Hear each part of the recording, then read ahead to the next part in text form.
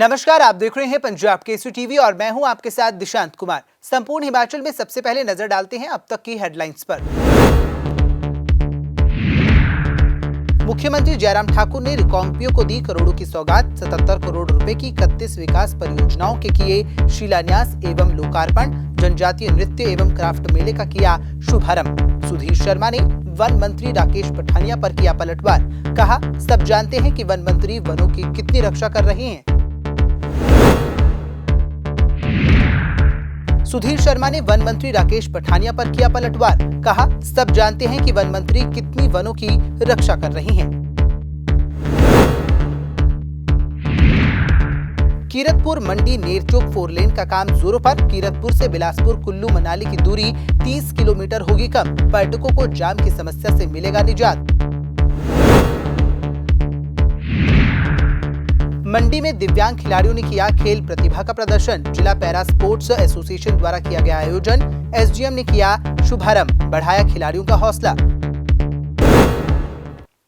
अब खबरें विस्तार से। मुख्यमंत्री जयराम ठाकुर आज किन्नौर दौरे पर है और इस दौरान मुख्यमंत्री ने रिकांगपिओ को करोड़ों की सौगात दी है। जी हां, आपको बता दें कि इस दौरान मुख्यमंत्री जयराम ठाकुर ने रिकांगपिओ में 77 करोड़ रुपए की लागत से 31 विकास परियोजनाओं के शिलान्यास एवं लोकार्पण किए। इसके उपरांत 5 दिवसीय जनजातीय नृत्य व क्राफ्ट मेले का शुभारंभ किया और इस दौरान उपस्थित लोगों को संबोधित करते हुए मुख्यमंत्री ने कहा कि प्रदेश सरकार इस वर्ष को पूर्ण राज्यत्व के स्वर्णिम जयंती वर्ष के रूप में मना रही है। उन्होंने कहा कि केंद्र सरकार ने इस बड़े समारोह को आयोजित करने के लिए 30 लाख रुपए की वित्तीय सहायता प्रदान की है। उन्होंने कहा कि इस अवसर पर लगाई गई प्रदर्शनियां जनजातीय हथकरघा और हैंडलूम बुनरों को अपने उत्पादों की बिक्री के लिए एक सशक्त मंच देना है। उन्होंने कहा कि किन्नौर जिला अपनी समृद्ध संस्कृति एवं परंपराओं के लिए विश्व भर में प्रसिद्ध है। मैं आज तो विशेष तौर से जो राज्य स्तरीय हमारा यहाँ इस तरह के इस मेले का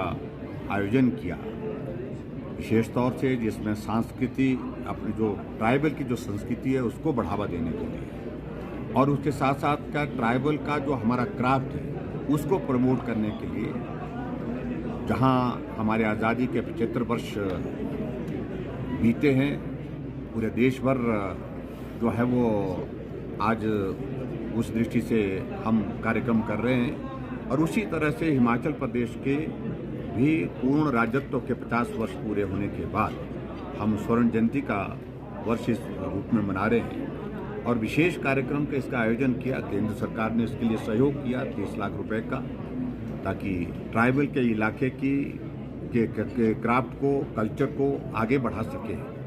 उस तरह से मैं समझता हूँ कि एक अच्छी पहल हुई।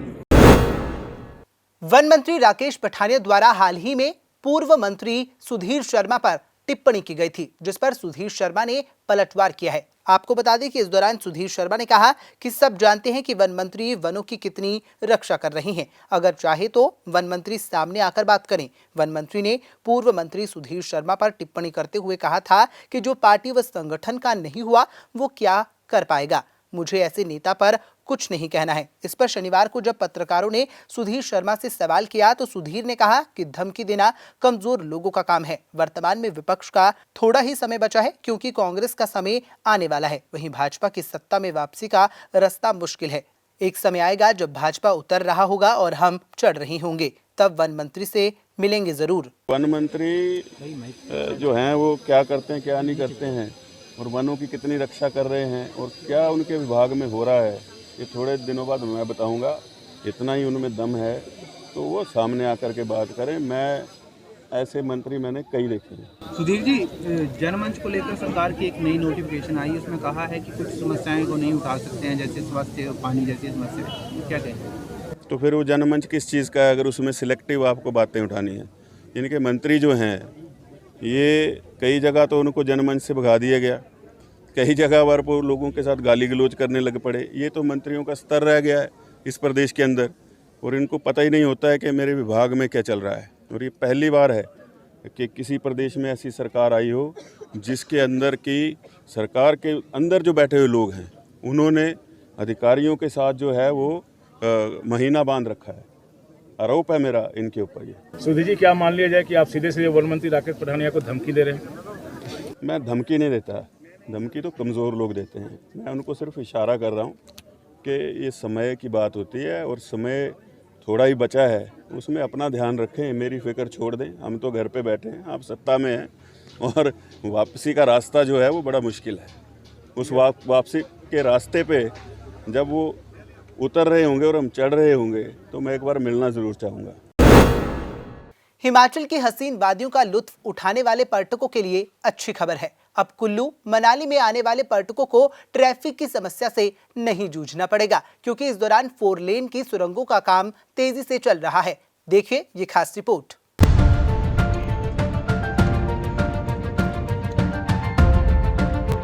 हिमाचल की हसीन वादियों का लुत्फ उठाने के लिए कुल्लू मनाली जाने वाले पर्यटकों के लिए एक अच्छी खबर है।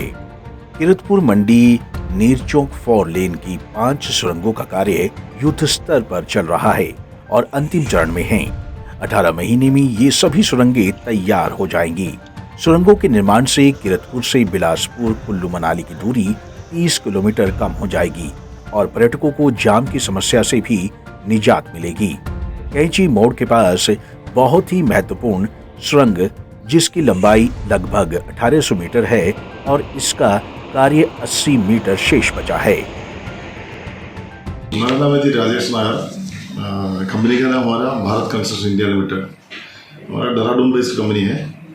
अभी मेनली टनलिंग का काम कर रहे हैं। यहाँ पर हमारे पास है 5 टनल का काम है। फर्स्ट है T1 टनल है, अभी अगला दिसंबर तक हम प्रूव करेगा। इनसे यहाँ पर मेनली प्रॉब्लम है जियोलॉजिकल सपोर्ट नहीं मिल रहा, बहुत लूज रोड है, इसी वजह से हम बहुत स्लो है थोड़ा। लेकिन हम दिसंबर में फर्स्ट टनल हमारा थ्रू हो जाएगा और 18 महीने में हमारा काम कंप्लीट हो जाएगा। और इसमें हम 50 के ऊपर हमारा इंजीनियर्स और 300 के ऊपर हमारा लेबर अभी काम कर रहे हैं। मेनली आपका 30 अभी जो रोड है इसमें 13 किलोमीटर अभी रास्ता कम हो जाएगा हमारा, जो टनल 5 टनल थ्रू हो जाएगा तो, और यहाँ पर का लोगों को अच्छा सुविधा मिल जाएगा उसमें। और इधर का लोग है काफ़ी हमको सपोर्ट कर रहे हैं, इसी वजह से हमारा काम ठीक चल रहा है। आगे भी ऐसे होगा हमारा उम्मीद है। और बाकी एजेंसी पुलिस तो बाकी सारे एजेंसी रेवेन्यू एजेंसी सारे एजेंसी से काफ़ी हमको हेल्प कर रहे हैं, तो आगे भी कंटिन्यू चाहिए हमारा उम्मीद है। अगर ऐसे सारे हेल्प मिल जाएगा तो हम 18 महीने के अंदर अंदर ये काम कंप्लीट करके देश को दे देगा। हिमाचल प्रदेश की जनता को जल्दी ही कीरतपुर से लेकर नेरचौक तक 4 लेन सड़क जो है वो उपलब्ध करवा दी जाएगी। इस 4 लेन सड़क का निर्माण कार्य युद्ध स्तर पर चला हुआ है। 5 सुरंगों का निर्माण अंतिम चरण में है और बाकी सड़क का काम भी युद्ध स्तर पर चला हुआ है। ठीक 1.5 साल के अंदर अंदर इस 4 लेन सड़क का निर्माण कार्य पूरा हो जाएगा और बिलासपुर वासियों को कीरतपुर से बिलासपुर आने में 30 किलोमीटर की दूरी कम तय करनी पड़ेगी, जिससे जनता का समय भी बचेगा और जो पेट्रोल डीजल पर खर्चा होता है उस पर भी बचत होगी। गौरतलब है कि इस राष्ट्रीय राजमार्ग पर लगातार ट्रकों की भारी संख्या के चलते हर समय जाम की स्थिति बनी रहती है, जो कि पर्यटकों के लिए ये जाम सिरदर्द बना रहता है। लेकिन 4 लेन के निर्माण से अब जहां पर जाम की समस्या से छुटकारा मिलेगा, वहीं पर दूरी कम होने के कारण पर्यटकों का समय भी बचेगा। पंजाब केसरी टीवी के लिए बिलासपुर से सुभाष ठाकुर की रिपोर्ट। पहाड़ों की रानी शिमला की रैंकिंग को बड़ा झटका लगा है। आपको बता दें कि केंद्रीय स्तर पर हुई स्वच्छता सर्वेक्षण 2021 में शिमला की स्वच्छता रैंकिंग पर असर पड़ा है। इसकी क्या वजह है, देखिए ये खास रिपोर्ट।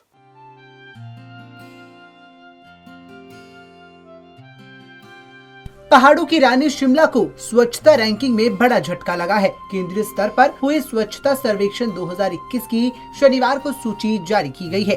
स्वच्छता सर्वेक्षण 2021 में शिमला शहर की रैंकिंग इस बार गिर गई है। पिछले साल जहां शिमला को 65वां रैंक मिला था, वहीं इस बार ये रैंक गिरकर 102 रैंक पर पहुंच गया है। इससे अंदाजा लगाया जा सकता है कि शहर को साफ रखने के लिए किया जा रहा काम कितना जमीनी स्तर पर हो रहा है। भले ही निगम प्रशासन से लेकर शहरी विकास विभाग के आला अधिकारी अधिकारी और पदाधिकारी लाख दावे कर रही हों कि शहर को साफ करने के लिए आधुनिक मशीनों से लेकर कर्मचारियों की फौज खड़ी कर दी गई है, लेकिन इसका रिजल्ट अब शहर के सामने आ गया है। जैसे आपको आज पता है कि आज हमारा स्वच्छता सर्वेक्षण के आज रिजल्ट्स आउट हुए हैं। पिछले साल जो है शिमला जोन वाइज में 65 नंबर पे था और नेशनल वाइज में शिमला का रैंक 91 था। इस साल जो है अभी हमारे पास अभी मार्क्स आए हैं। अभी पूरा रैंकिंग का अभी तक हमारे पास ब्यौरा नहीं आया है, लेकिन अभी हमारे पास मार्क्स के उसमें पता लगा है। तो मार्क्स में जो है पिछले साल 5000 में से 2800 अंक प्राप्त किए थे शिमला ने, यूएलबी ने। और इस बार का जो सर्वेक्षण था, इस बार का सर्वेक्षण 6000 पॉइंट्स का था, जो इन्होंने 3 कैटेगरीज में बांटा था। पहली कैटेगरी जो थी आपकी सर्विस लेवल प्रोग्रेस था, उसमें जो 2400 नंबर का वो था, और 2400 नंबर में से शिमला ने 1623 अंक इसमें प्राप्त किए हैं। और इसमें हमारी नेशनल एवरेज जो है वो 913 है इस बार। और सेकंड जो कैटेगरी थी वो थी सर्टिफिकेशन की। तो जैसे पिछली बार हमने ODF प्लस के लिए किया था और हमारे को उसकी 5 स्टार रैंकिंग भी मिल गई थी। और इस बार हमारे को जो एक और जो ऐड हुआ है वो है कि शिमला को first time garbage free city का 1 स्टार भी मिला है इस बार। तो जिसकी वजह से हमारे को उसमें 700 अंक प्राप्त हुए हैं 1800 में से। पिछली बार वर्ष में सिर्फ हमारे पास ODF प्लस का ही था सर्टिफिकेशन। इस साल हमारे पास ODF प्लस की और साथ में हमारे पास गार्बेज फ्री सिटी का भी सर्टिफिकेशन प्राप्त हुआ है। कम मार्क्स की बात करें तो एक जो हमारा ड्रॉबैक है, जैसे अभी आपने बताया, ये जो वेट वेस्ट प्लांट है वो पिछले साल भी हमारे को इसके बारे में बोला गया था कि आप अपने वेट वेस्ट प्लांट के लिए कुछ करें। तो हमने उनको अपना जो लाल पानी में वेट वेस्ट प्लांट है उसके हमने बताया था उसके बारे में कि वो पायलट प्रोजेक्ट के तहत है, लेकिन अब वो पायलट प्रोजेक्ट काफ़ी लंबा हो गया है। अब जो है हमारे को शिमला शहर के लिए एक बड़ा वेट वेस्ट प्लांट चाहिए, तो उसके लिए वो हमारा एक नेगेटिव पॉइंट रहा। साथ में जो हमारे को इस बार सिटीजन फीडबैक का जो था उसमें हमें काफ़ी कम अंक प्राप्त हुए हैं। मैकेनाइज्ड रोड स्वीपर्स आए हैं, इससे काफ़ी हद तक जो है अभी इन गाड़ियों को 1 साल भी नहीं हुआ है अभी हमारे पास आए हुए, लेकिन इनको चलाने के लिए मैन पावर जो है हम जहाँ इनको हमने रूट्स पे चलाया है वहाँ पे ये बहुत उपयोगी साबित हुई हैं ये मशीनें। वहाँ पे डस्ट वगैरह सारी उठा लेती हैं और वहाँ से हमारा मैन पावर भी काफ़ी कम हुआ है। वहाँ से जो हमारे रोड स्वीपिंग के ऊपर जहाँ 10 से 15 लोग लगे होते थे, वहाँ पे अब ज़्यादा 2 या 3 ही उनकी ज़रूरत पड़ती है। आपको बता दें कि केंद्र से आई टीम ने शहर के कई स्थानों का दौरा किया। यहाँ पर सफाई का जायजा लिया गया। इसमें शौचालय की सफाई से लेकर शहर की सड़कों, गली मोहल्ले की सफाई के अलावा कई तरह के कार्यों पर सवाल उठाए गए। हालांकि शिमला में पिछली बार रैंकिंग से पहले नगर निगम की ओर से खुद एक मुहिम पूरे शहर में चलाई गई थी। आज पूरे शहर को साफ करने के लिए लोगों को जागरूक भी किया गया था। इस बार लोगों को जागरूक करने के लिए मुहिम तो चली, लेकिन निगम को जो अपनी तरफ से कार्य करना था उस पर कोई ज्यादा कार्य नहीं हुआ, जिसका खामियाजा अब निगम को इस रैंकिंग में भुगतना पड़ रहा है। पंजाब केसरी टीवी के लिए शिमला से अली की रिपोर्ट। कृषि कानूनों की वापसी को लेकर जहां एक और देश भर में किसानों के चेहरे खिल उठे हैं, तो वहीं हिमाचल प्रदेश के शिमला में भी संयुक्त किसान मंच ने अपनी खुशी जाहिर की है। इसी दौरान संयुक्त किसान मंच ने प्रदेश के मुख्यमंत्री जयराम ठाकुर से भी किसानों और बागवानों की मांगों को मानने की मांग की है। इस दौरान उन्होंने क्या कुछ कहा वो आप भी सुनिए। के किसानों को इस जीत के लिए बधाई देनी थी और हिमाचल प्रदेश के किसानों बागवानों को भी बधाई देनी थी। सब पूरे देश में जो एक ये 3 काले कानून आए थे, उन पूरे कानूनों को जो है आज पिछले कल जो है गुरु महाराज जी के प्रकाश दिवस के उपलक्ष्य में जो है भारत सरकार ने विड्रॉ किया है। एक किसानों बागवानों की बहुत बड़ी जीत हुई है। पूरे भारतवर्ष के साथ हिमाचल प्रदेश के किसानों बागवानों की भी उस खुशी के उस पे आज हम बधाई के तौर पर यहाँ पर आप सबके सामने रूबरू हुए हैं। ये ये भूमि अधिग्रहण जो बिल जो हिमाचल प्रदेश में एक हमारा मंच बना है, यहाँ की जो भूमि है वो फैक्टर 1 के हिसाब से ली जाती है, जबकि हिमाचल प्रदेश सरकार ने जब अपना जो एक इनका संकल्प पत्र था उसमें 4 साल पहले कहा था कि जैसे ही यहाँ भारतीय जनता पार्टी की सरकार बनेगी हम लोग जो है इसको तुरंत लागू करेंगे, फैक्टर 2 से जो है यहाँ मुआवजा दिया जाएगा, लेकिन वो आज तक ना लागू हुआ। और किसानों बागवानों की जो भूमि ली जाती है वो कौड़ियों के भाव ली जाती है। अभी तो वहाँ एयरपोर्ट भी बनना है जो हिमाचल प्रदेश की सबसे उपजाऊ भूमि मानी जाती है, वहाँ ड्रीम प्रोजेक्ट है आदरणीय मुख्यमंत्री महोदय का, लेकिन फैक्टर 1 से क्या हमारा किसान बागवान उसको बर्बाद करना है और अन्य पूरे राज्यों में जो सड़कें बननी है या और जो व्यवस्थाएं होनी है या डेवलपमेंट के काम होने हैं, क्या वो सस्ती ज़मीन उनसे हथिया कर की जाएगी? उसके लिए ये आंदोलन 14 तारीख को होने वाला है और संयुक्त किसान मंच भी उसमें एक भागीदारी बनने वाला है, उन भूमि अधिग्रहण मंच के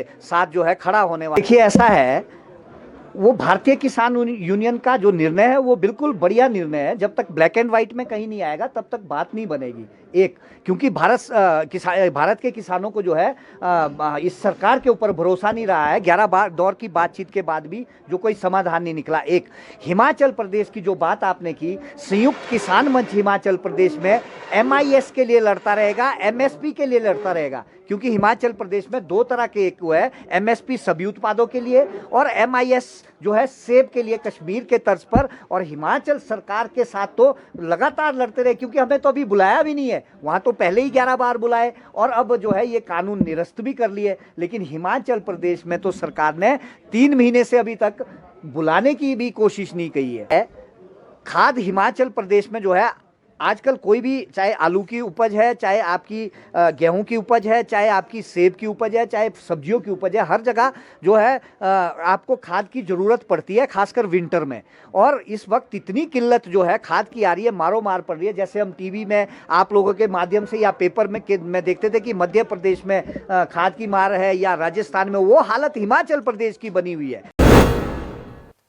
जिला कांग्रेस कमेटी हमीरपुर की एक विशेष बैठक का आयोजन किया गया। आपको बता दें कि इस दौरान जिला कांग्रेस कमेटी हमीरपुर की विशेष बैठक में कई मुद्दों पर चर्चा की गई। इस बैठक में 3 प्रस्ताव भी पारित किए गए। बैठक की अध्यक्षता जिला कांग्रेस कमेटी के अध्यक्ष राजेंद्र जार ने की। इस बैठक में हिमाचल प्रदेश कांग्रेस कमेटी के उपाध्यक्ष, पूर्व विधायक और जिला कांग्रेस कमेटी के पदाधिकारी मौजूद रहे। इस दौरान उन्होंने अभिनेत्री कंगना रनौत को लेकर भी कई तरह के तंज कसे। आज के दिन को किसान विजय दिवस के रूप में पूरे हिंदुस्तान में मनाने का फैसला किया है और हर जिला में इसको मनाया जाएगा। तो बड़े शॉर्ट नोटिस में हमने इस कार्यक्रम को आयोजित किया। विजय दिवस को मनाने का सवाल है या केंद्र सरकार द्वारा, मोदी सरकार द्वारा जो ये 3 बिल वापस लिए गए, ये कोई बात नहीं है कि उनमें मोदी साहब ने एक संवेदना एकदम से उमड़ पड़ेगी। ये तो राजनीतिक दबाव के चलते ये सारा घटनाक्रम हुआ है। ये फैसले उन्हें वापस लेने पड़े हैं। उनसे हमें बड़ी शर्म है इस बात की कि हमारी यहाँ की एक महिला अभिनेत्री जो इस स्तर तक गिर सकती है। कम से कम हिमाचल का निवासी तो इस स्तर तक नहीं गिर सकता। सरकार की तरफ से होनी चाहिए। कई जगह तो FIR मुकदमे इसके ऊपर दर्ज हुए, पर सरकार इसका संज्ञान ले और सरकार अपनी तरफ से इस महिला के खिलाफ FIR लॉन्च करे और देशद्रोह का मुकदमा बनाकर इसके ऊपर केस चलाए। कोरोना संक्रमण के बचाव को लेकर केंद्र और प्रदेश सरकार द्वारा कोरोना वैक्सीनेशन का महाअभियान चलाया जा रहा है, लेकिन इस दौरान वैक्सीन के खिलाफ अवेकन इंडिया मूवमेंट ने मोर्चा खोल दिया है। आपको बता दें कि उन्होंने सरकार से वैक्सीनेशन से मरने वालों और बीमार होने वालों को मुआवजा देने की मांग की है। इस मांग को लेकर शिमला उपायुक्त कार्यालय के बाहर उनके द्वारा शनिवार को धरना प्रदर्शन भी किया गया और सरकार पर इस वैक्सीनेशन को जरूरी न करने की भी मांग की गई। बात तो है कि हमने जो है पिछले 2 साल से जो है हम कंटिन्यू लोगों को जागरूक करने का काम कर रहे हैं कि वैक्सीन जो है वॉलंटरी है। जो ministry of health and family welfare है, जब हमने उसमें RTI लगाई तो वहाँ से जवाब आया कि ये बिल्कुल जो वॉलंटरी है। दूसरी बात, जब संसद में क्वेश्चन हुआ कि वैक्सीन लगाने के बाद अगर जो है किसी व्यक्ति की डेथ हो जाती है तो हेल्थ मिनिस्टर जी कहते हैं कि भाई हम उसका कोई मुआवजा नहीं देंगे। तो उन्होंने कहा कि क्यों मुआवजा नहीं देंगे आप? तो कहा कि कहते ये स्वैच्छिक है, लोग खुद लगा रहे हैं, खुद जा रहे हैं, उनको ब्रेन हेमरेज होता है, उनको हार्ट अटैक होता है, उनको पैरालाइज्ड हो जाते हैं, उसकी हमारी कोई जिम्मेदारी नहीं है। तो मतलब एक बहुत दुखद एक जो है ये कार्यक्रम सरकार का है। सरकार अपना एक ही पक्ष रख रही है, दोनों पक्ष क्यों नहीं रख रही है सरकार?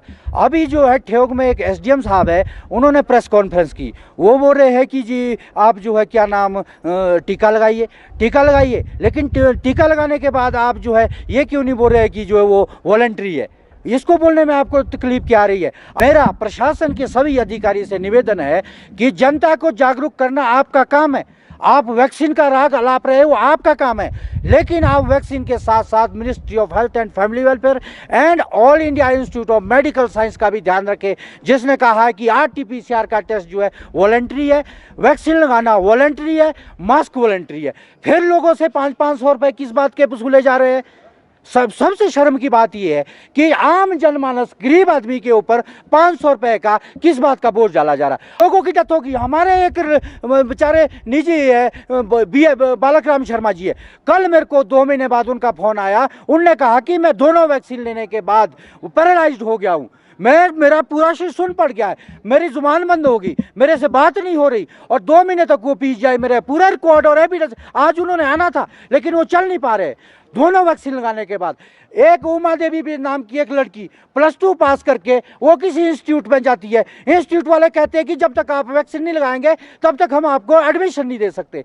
जब उसने एडमिशन के चक्कर में बेचारी वो पढ़ना चाहती थी, वो वैक्सीन लगाने गई और 3 घंटे के अंदर उसकी डेथ होगी, जिसका रिकॉर्ड है। और उसमें AEO कोई उसका वो है, उसके उस जहाँ पर उसने वैक्सीन ली वहाँ पर उसका रिकॉर्ड रखा हुआ है कि जो है इसकी डेथ वैक्सीन की लगाने से हुई, लेकिन लोगों की डेथ होगी और दिया जा रहा है जी 100 करोड़ लोगों ने अरे 100 करोड़ लोगों ने लगा दी, लेकिन अगर एक भी जान चली जाती है तो क्या वो फ्री में जाती है? ऐसा क्या है?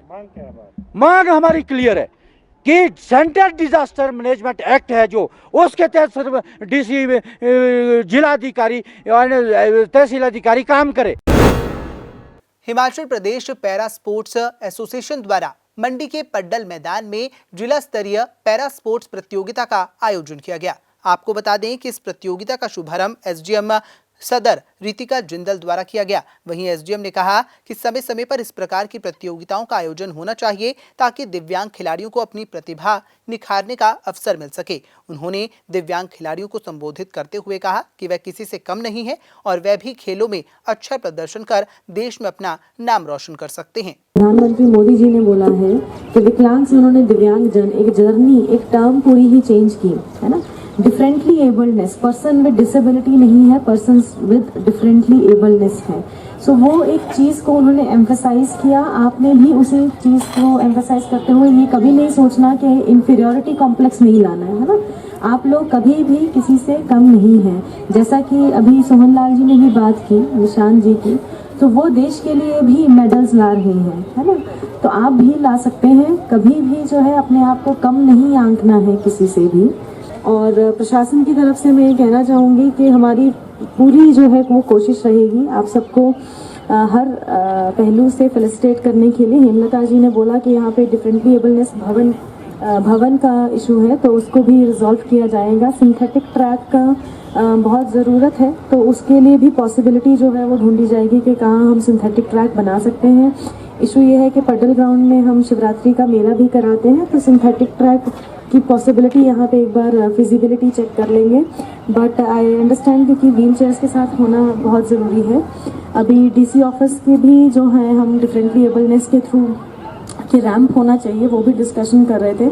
सो हेमलता जी के साथ अभी डिस्कशन भी चल रहा था। सो उसको भी शीघ्र ही अति शीघ्र उसको फाइनलाइज किया जाएगा। जितना भी जैसे हम बोलते सुगम्य भारत अभियान है ना, एक्सेसिबल इंडिया कैंपेन एक होना चाहिए सो दैट कि देश, सड़कें, इंफ्रास्ट्रक्चर, जितनी भी फैसिलिटीज़ हैं वो सिर्फ नॉर्मल जिसको हम बोल रहे हैं उनके लिए नहीं होना चाहिए, है ना, जिनके पास सब भगवान ने अंग दिए हैं, बट हमारे दिव्यांगजन भाई बंधुओं के लिए भी पूरे एक्सेसिबिलिटी होनी चाहिए। संपूर्ण हिमाचल में फिलहाल इतना ही। मुझे दीजिए इजाजत और देखते रहिए पंजाब केसरी टीवी। नमस्कार।